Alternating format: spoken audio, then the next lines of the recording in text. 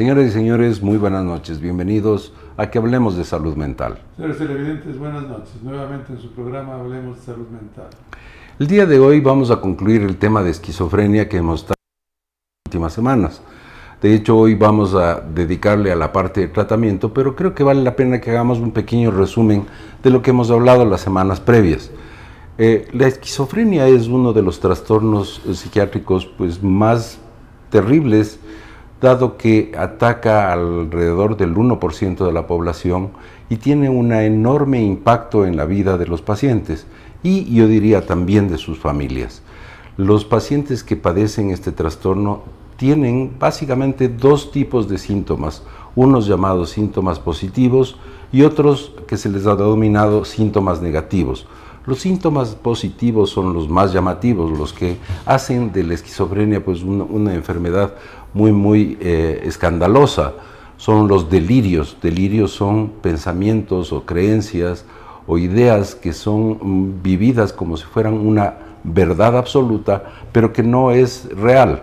Delirios del tipo paranoico, por ejemplo, de persecución, de daño. La actitud paranoide es justamente de estar pensando de que algo va a suceder y están convencidos, por ejemplo, de que son objeto de persecución de distintas organizaciones, en fin. Y las alucinaciones. Las alucinaciones generalmente son de carácter auditivo, aunque también podrían ser de carácter visual, o senestésico. Lo senestésico quiere decir algunas alucinaciones en donde creen que tienen animales o que les está creciendo cosas dentro del cuerpo o que partes del cuerpo están muertas, en fin. Ese tipo de senestésicas son también menos frecuentes. Las más frecuentes son las llamadas alucinaciones auditivas, una especie de pensamiento sonoro o escuchar voces y conversaciones, voces que muchas veces dan órdenes a los pacientes y estas generan conducta. Ustedes comprenderán fácilmente que este tipo de síntomas que sacan de la realidad al paciente. Si el paciente está convencido de que los síntomas son reales, y evidentemente se aleja de la realidad, lo cual condiciona también su conducta. Y su conducta está de acuerdo a su pensamiento delirante, está de acuerdo a sus alucinaciones, y evidentemente eso lleva a una disfunción familiar notable. Es muy difícil para las familias mantener un paciente en esas condiciones. Entonces, claro, este condicionamiento de conducta dado por estos síntomas hace que su comportamiento sea impredecible y que no sea nada productivo generalmente, no es algo que está centrado en la realidad, y eso es lo que hace que esta enfermedad sea tan devastadora para la salud mental de las personas.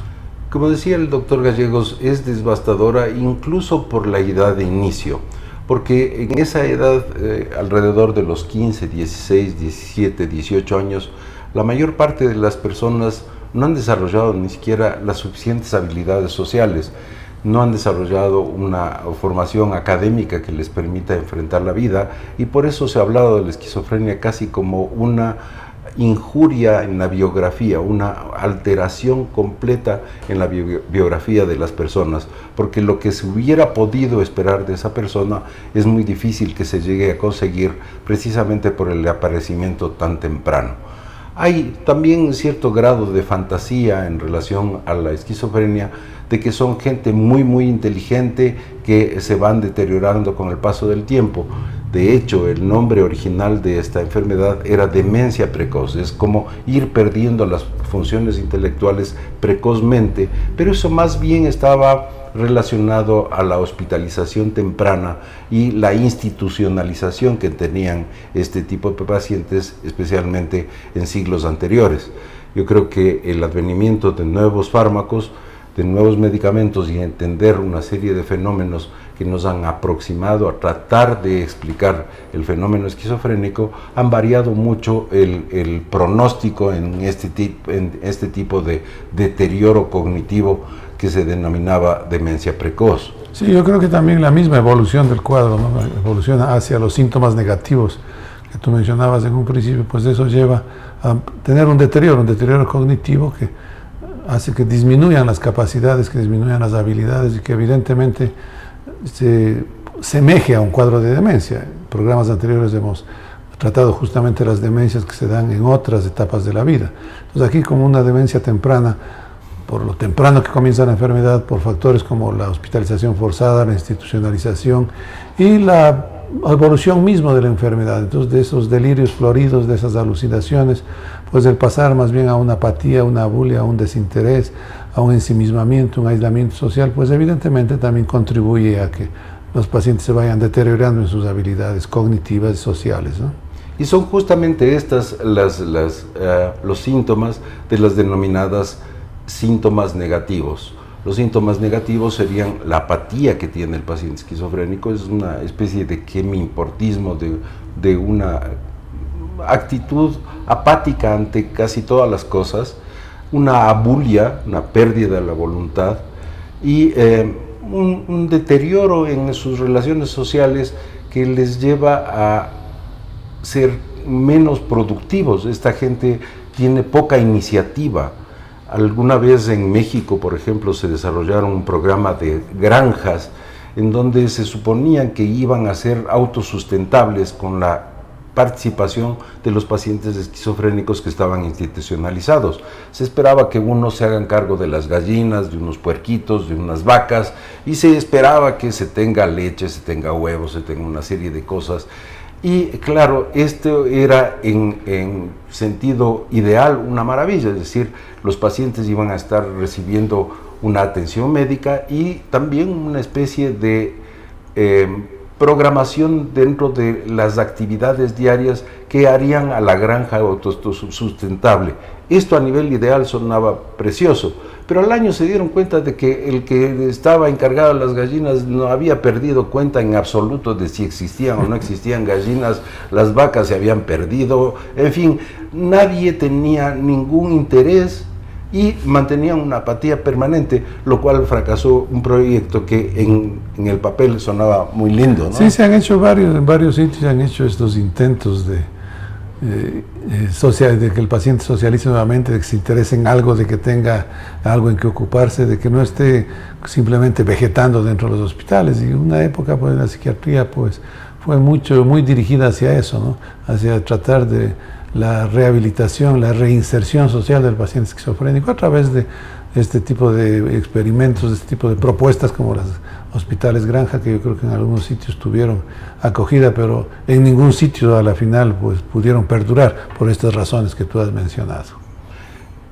Luego la siguiente semana hablamos de los tipos de esquizofrenia, porque no hay un solo tipo de esquizofrenia, entonces hay una variedad de síntomas que van determinando características particulares de cada una de estas esquizofrenias. La paranoide probablemente sea la más llamativa de todas, es el paciente que tiene delirios de persecución, de daño, de perjuicio hacia sí mismo y tiene una actitud de defensa muchísimas veces en relación a que potencialmente podría llegar a ser peligroso porque él está tan convencido de que le van a hacer daño que se defiende. Al defenderse podría un momento dado ser peligroso para otras personas, incluso para sí mismo. Se habló también de la esquizofrenia tipo hebefrénica de presentación más temprana y una actitud más bien sonsa de estos pacientes, de poca interacción social, se pasan muchas horas al día mirándose al espejo, no participan en nada, tienen una actitud infantil, un deterioro muy grande, es probablemente de los que más deterioro se observa por la persistencia de los síntomas negativos, sobre todo en este tipo de pacientes. Y por lo temprano que comienza, ¿no? Claro. Otro de los cuadros importantes, la catatónica, en la cual pues hay una inmovilidad prácticamente total del paciente, inclusive llegando a adoptar posiciones muy forzadas y sin moverse voluntariamente. Se dice que esta pues está en retirada o que ya no se ven este tipo de cuadros. Y luego pues otros cuadros que son más bien ya producto de la evolución en sí de la enfermedad, la llamada esquizofrenia residual, la llamada esquizofrenia crónica indiferenciada, en la cual pues hay una mezcla, una tendencia mayoritaria de síntomas negativos de segundo rango, pero también todavía de vez en cuando con exacerbaciones transitorias de síntomas positivos, ¿no? Entonces una mezcla de todas maneras, cualquiera de estas variedades pues ninguna tiene un buen pronóstico y ninguna en sí se puede decir que permite al paciente desarrollar una vida normal. Creo que hasta ahí fue lo que mencionamos. Ahora, ¿no? vale la pena mencionarse que en distintos países hace unos años se hizo investigación de cuáles eran las características de los esquizofrénicos dependiendo de la cultura a la cual pertenecían, y no se encontraron diferencias sustanciales de los esquizofrénicos de África, de Asia o de Europa o de América, ¿no? Con algunas variantes culturales, pero nada más. Lo que fue interesante es que en términos de largo plazo, el pronóstico de los pacientes esquizofrénicos en países del tercer mundo era de mejor pronóstico, y era porque la sociedad en los países del tercer mundo aceptaba más fácilmente a este tipo de pacientes. En cambio, en países industrializados, estos no engranaban dentro del programa económico, actividades, etcétera, de una sociedad industrializada, y estos pacientes tenían peor pronóstico. Sí, yo creo que tal vez la mayor permisividad de las familias, ¿no? Exacto. Y también quizás en relación con la capacidad adquisitiva, con la capacidad económica, que hacía que pues el paciente permanezca en casa sin hacerse mayor problema por eso. En cambio, en los países del primer mundo, como tú dices, tiene que estar en la cadena productiva. Sí, claro. Y si no está en la cadena productiva, pues recordemos que inclusive se cerraron hospitales en algunos países industrializados para justamente no tener un egreso, un gasto con este tipo de pacientes. Entonces sí, yo creo que las características son similares en todo lado, hay variaciones en relación a la cultura, en relación a las costumbres, pero los síntomas en sí pues son exactamente los mismos. Se dice que la plastia externa, la forma externa del síntoma es lo que puede cambiar. Es decir, el delirio puede tener tal contenido en un sitio y puede tener alguna modificación en su contenido en otro, pero al menos tiene la misma dinámica, el mismo desarrollo, ¿no? Claro, para poner un ejemplo, un paciente en Estados Unidos probablemente se siente perseguido por las cosas de ese estas, tipo de cosas, ¿no?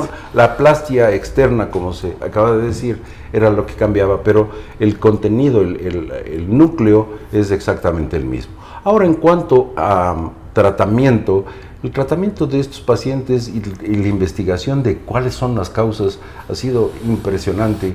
Se les ha estudiado a estos pacientes en sangre, sudor y lágrimas, con sangre, sudor y lágrimas de los investigadores.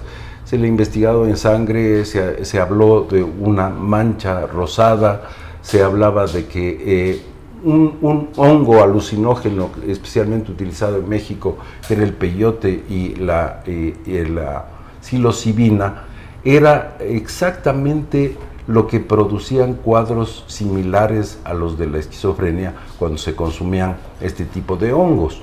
Los hongos alucinógenos mexicanos que tienen psilocibina producían cuadros similares al de la esquizofrenia, y se planteó la posibilidad de que la psilocibina se parece mucho a una sustancia en el cerebro que se llama serotonina, y que la psilocibina, si ganaba un metilo o algo, perdón, si la serotonina ganaba un metilo, se convertía en psilocibina, y esto daba los cuadros floridos de síntomas de la esquizofrenia.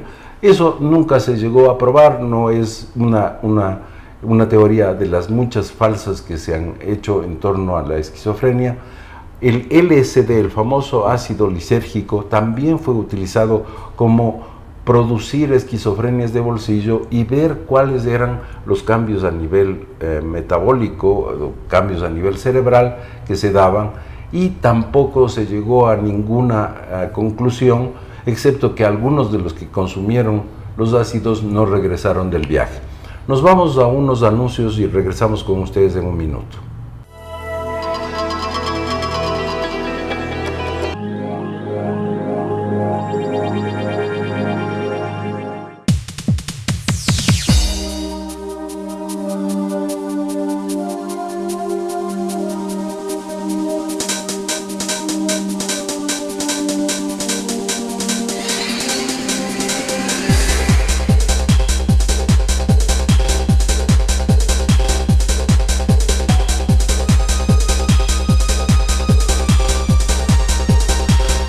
Telesucesos, porque Quito TV.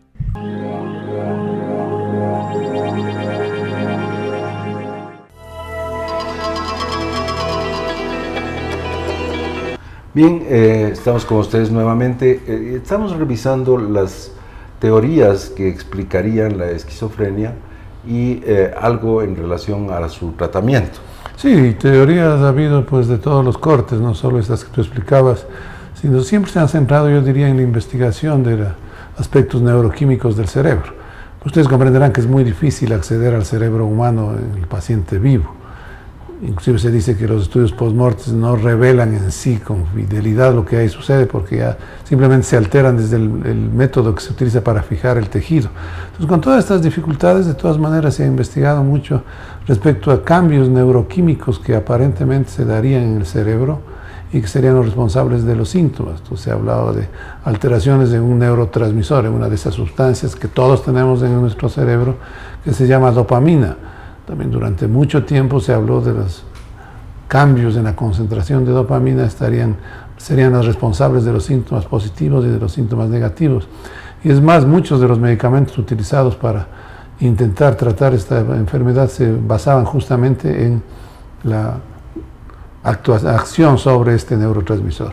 Últimamente, ni tan últimamente, pero también se habla sobre el papel del glutamato, que es otro neurotransmisor que también tenemos en el cerebro y cuyo desbalance también intentaría explicar el por qué se producen los síntomas. Lo cierto es que todavía no tenemos una claridad y lo cierto es que tenemos que admitir que nos movemos todavía en bases poco sólidas respecto a poder probar este tipo de teorías, ¿no? Se ha avanzado mucho, pero todavía creo que andamos un poco atrás de saber con certeza. Justamente, además de esta teoría, la llamada dopaminérgica, que es muy sólida por cuanto los medicamentos que son útiles para contrarrestar o bloquear los delirios y las alucinaciones, o sea, los síntomas positivos, es medicamentos que bloquean este exceso de actividad de dopamina. Y bueno, definitivamente al parecer esta es una de las alteraciones que ocurre y que explicarían una partecita del fenómeno de la esquizofrenia. Hay también una hipoactividad a nivel de regiones frontales y los antiguos medicamentos que se utilizaban para contrarrestar los síntomas positivos eran muy buenos para contrarrestar los síntomas positivos, pero agravaban de una manera u otra los síntomas negativos. Entonces se mejoraba por una parte el paciente y por otra se le empeoraba. Esto, en alguna medida, los nuevos medicamentos han logrado sobreponerse. Una teoría muy interesante es también de que en el desarrollo nacemos con más neuronas de las que realmente vamos a necesitar y en la adolescencia se produce una especie de poda de que se van cortando neuronas que están en exceso y que no se deberían tener. En la infancia, en la adolescencia, esta poda va dejando el número de neuronas con las cuales vamos a funcionar. En los esquizofrénicos, al parecer, esta poda no se produce y hay demasiadas interacciones neuronales que producen los síntomas. Esa es una de las teorías más interesantes y novedosas. Muy interesante todavía. Tiene, yo creo que aspectos muy interesantes, pero también todavía nos deja muchos otros interrogantes. Como nos llaman, porque sí, la teoría dopaminérgica muy sólida, como tú mencionas, los medicamentos como que le dieron un sustento a esta teoría, pero el por qué, todavía no hemos llegado a ese por qué. Hay una hiperactividad, sí, ¿por qué se dio la hiperactividad? Igual en esto, ¿por qué se suspendió la poda, que al parecer se da en todas las personas? ¿Por qué en determinadas personas sí? Genético, ¿no? Claro, debe haber un componente genético. De hecho, hay una carga familiar. No podemos decir que es una transmisión genética directa como el color de los ojos o del pelo, por ejemplo, pero sí hay una carga familiar, como en muchos otros trastornos psíquicos también, ¿no? Y centrándonos ya en tratamiento, el tratamiento originalmente surge de un medicamento que se estaba utilizando más bien en anestesia, que era el Largactil. Este medicamento, tioridazina, este medicamento era muy bueno, o descubrieron que era muy bueno para quitarle los delirios y las alucinaciones a los esquizofrénicos, pero como mencionaba hace un momento, agravaba algunos de los síntomas negativos. Esto ha ido evolucionando y en el momento actual tenemos los llamados neurolépticos de segunda generación. Estos medicamentos hacen la misma actividad que hacían los anteriores a nivel de dopamina en regiones centrales del cerebro, pero activan un poquito las zonas frontales, con lo cual se combaten los síntomas negativos. Estos son, yo creo que un gran avance en el tratamiento de los pacientes con esquizofrenia. Sí, yo creo que es un gran avance, sobre todo por la mejor tolerabilidad que lleva a una mejor adherencia al tratamiento que tienen sus medicamentos. Porque hay que reconocer que los antipsicóticos clásicos, los que utilizábamos en un principio, como la clorpromacina que mencionabas, o como el haloperidol, que creo que ha marcado un hito también en la terapéutica de esquizofrenia, pues sí, tenía una serie de efectos colaterales que a veces hacían muy difícil que el paciente mantenga ese tratamiento. Los antipsicóticos de segunda generación yo creo que han progresado mucho en cuanto a disminución de efectos secundarios. No quiere decir que no los tengan, tampoco tienen otro tipo de efectos, sobre todo metabólicos, pero yo creo que sí son mejor tolerados y eso ha hecho que sí tengan un amplio uso y que se vaya viendo optimistamente, creo yo, que son muy eficaces en controlar los síntomas positivos, pero todavía los síntomas negativos en lo personal me quedan dudas. Yo creo que todavía habría que ver pacientes que solo hayan recibido este tipo de tratamientos y con una evolución más o menos en los tiempos en que se veía anteriormente, ¿no? Y creo que pues para eso sí todavía falta tiempo al tiempo. Ahora, en nuestro país, creo, no estoy seguro, pero creo que la esquizofrenia está considerada dentro de las llamadas enfermedades catastróficas. Tú Creo que sí, tienes información, sí. ¿no? Este hecho de que esté dentro de enfermedades catastróficas es una gran ayuda, especialmente para las clases populares, porque los nuevos medicamentos, estos de que estamos hablando de segunda generación, el gran pero que tienen es que son medicamentos caros y felizmente, si es que se considera o entra dentro de un programa de enfermedades catastróficas, hay una ayuda de parte del Estado para conseguir esos medicamentos y no sea una carga económica enorme para las familias de los pacientes esquizofrénicos. Sí, porque hay que tomar en cuenta que la duración del tratamiento es absolutamente indefinida. Para toda la vida prácticamente. Es indefinido hasta que haya otra opción o que no haya otra opción.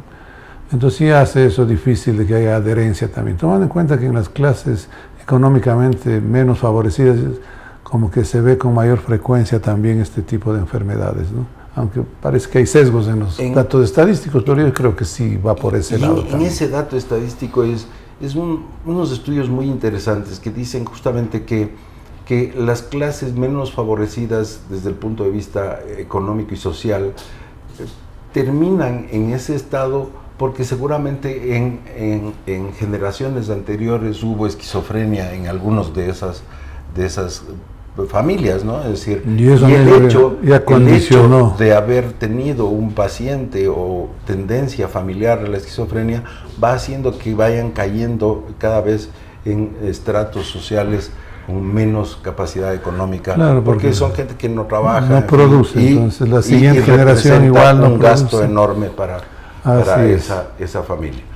Bien, creo que con esto hemos concluido el capítulo esquizofrenia. Si es que tienen alguna duda, alguna inquietud, por favor escríbanos a nuestra cuenta de correo electrónico aquí en Telesucesos y estaremos gustosos de poder ayudarles. Hasta la próxima semana. Buenas noches.